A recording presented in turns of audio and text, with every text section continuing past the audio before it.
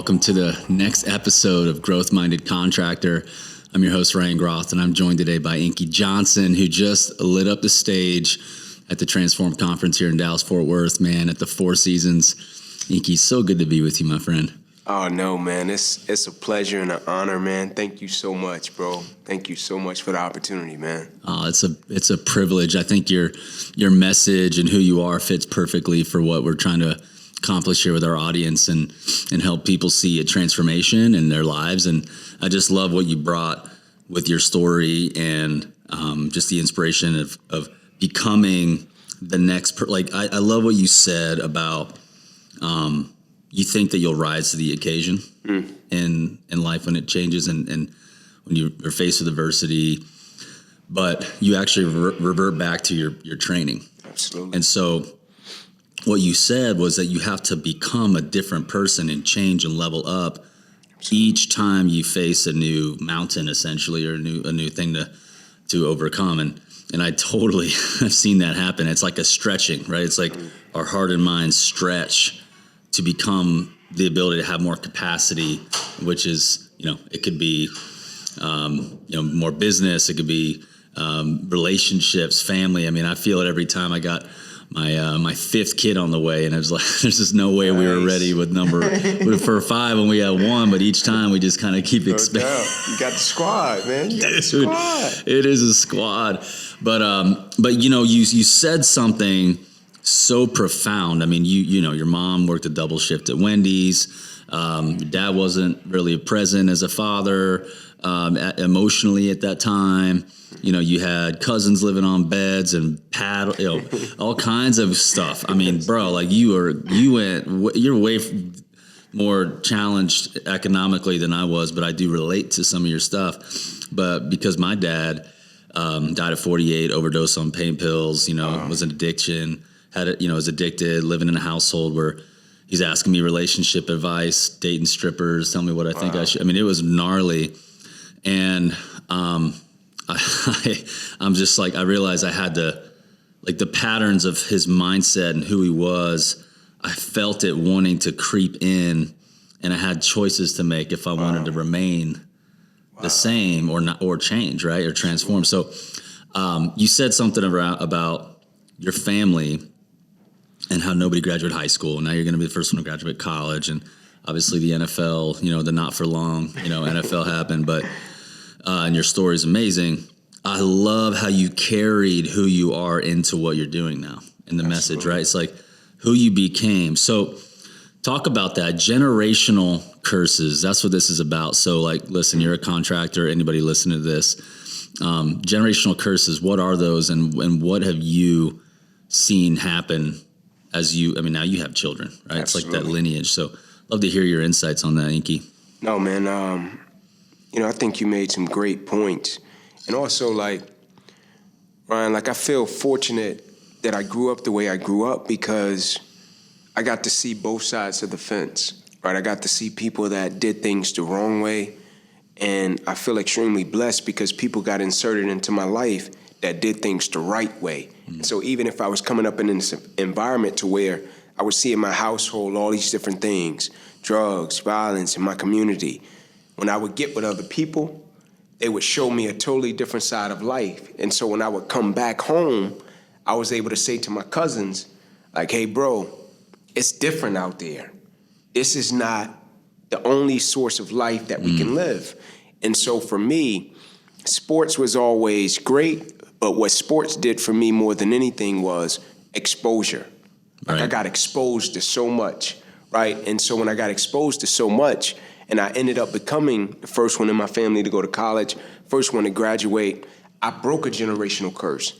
And then I had cousins coming behind me, and they ended up doing it, and we ended up breaking generational curses because I knew it was a certain thought process and certain patterns that would happen up until that point that didn't allow things to happen. Like the first time I said to my family, I want to go to the NFL.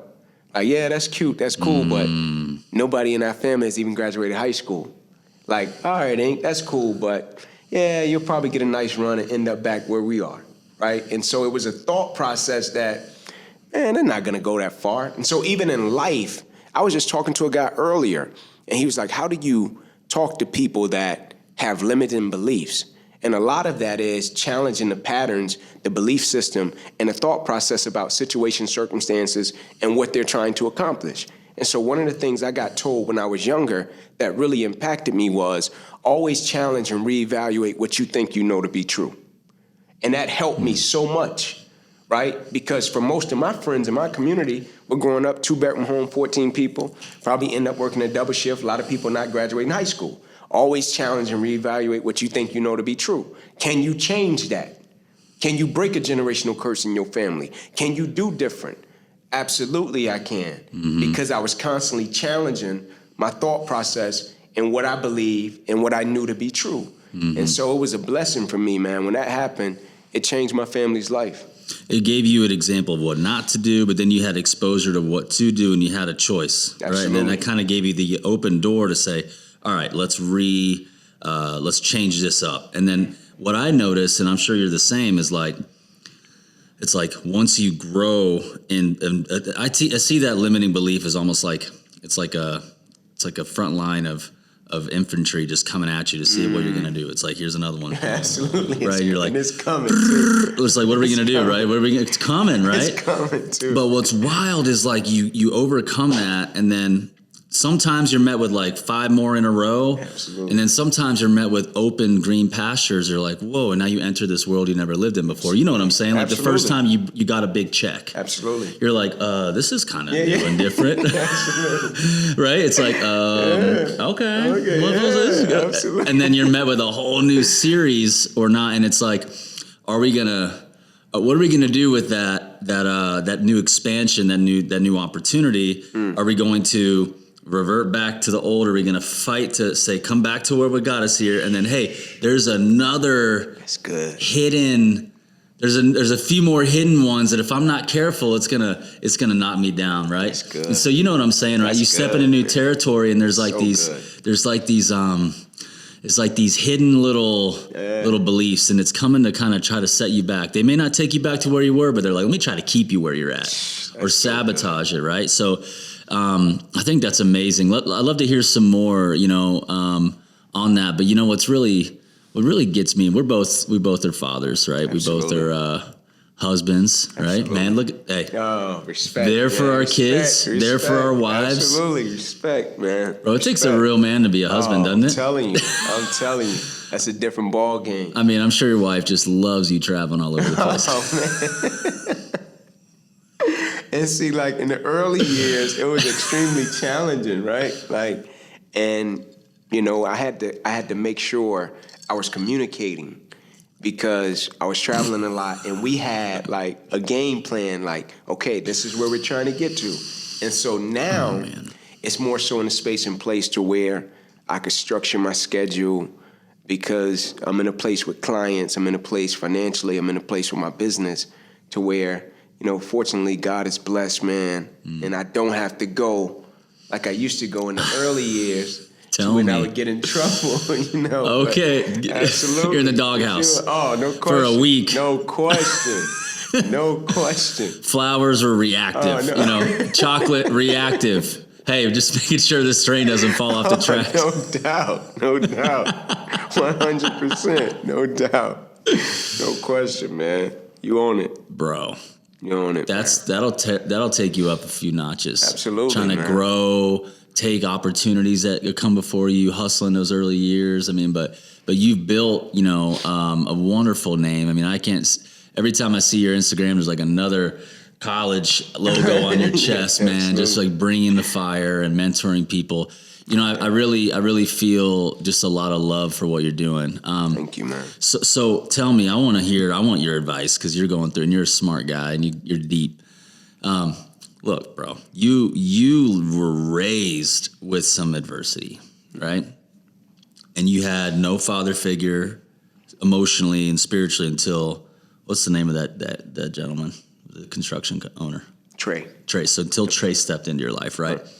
I felt lost in that same way until I was about 24 is when I got my first heart connect father figure, like where I worship the ground you walk on, man, like, cause he just like there for me. And then I've had multiple from that point that just spoke into my life. And but like our kids, dude, our kids are complaining about like.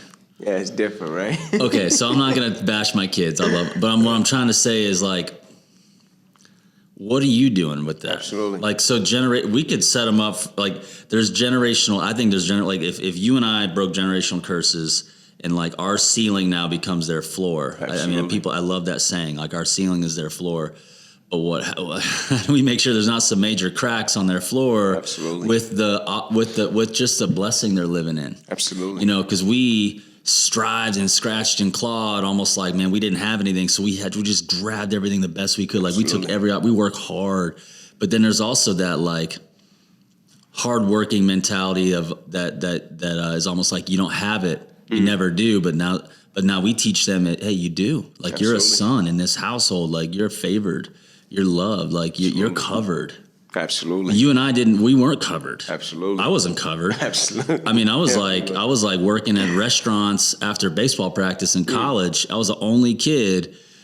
I played pro baseball and Division I baseball, and not one parent and family member saw me play because they just didn't have the resources, and they were just. So I'm over here. I didn't even know any different. Wow. I'm just grinding. Man. You know what I'm saying? Now I got like, how are you navigating, parenthood? Absolutely.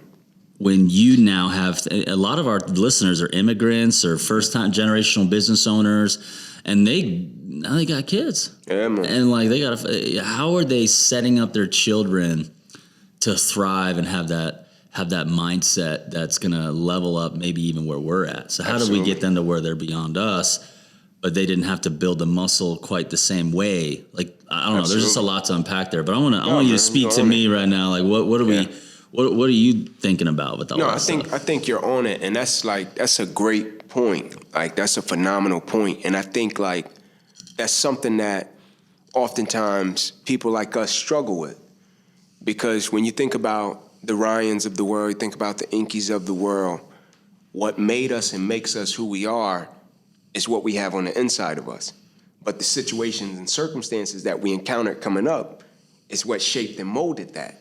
Yeah. Like you playing baseball, then you working a job or doing that, like all of that shaped and molded you because you had something on the inside of you like, oh, bro, it just is what it is. I'm going to handle my business, do what I got to do. The way I was raised, hey, man, handle your business. Nobody care how you growing up. Do what you got to do. That shaped and molded me. And so now with us having kids and the situations and circumstances that they're growing up in is totally different. That's great. That's beautiful. Like I remember telling my cousin one day, man, we were sitting together, and he's older than me by 3 years.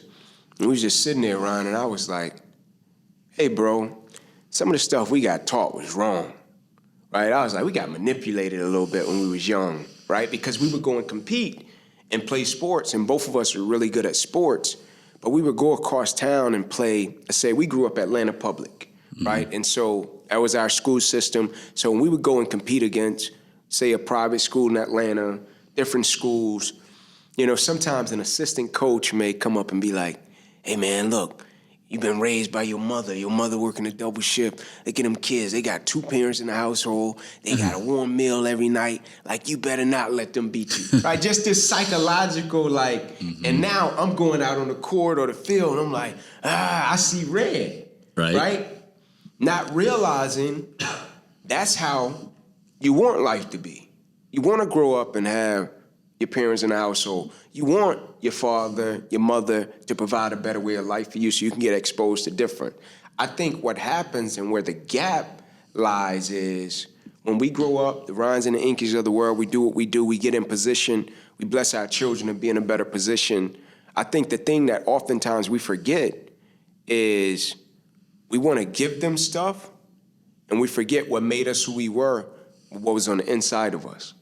Right? And so how can we create situations and circumstances that makes them pull out that level of mental fortitude? Yeah. That make them cultivate it, even though it's different set of circumstances, but it's certain things that can happen or that can be set up to where they have to understand the intangibles of what make you who you are.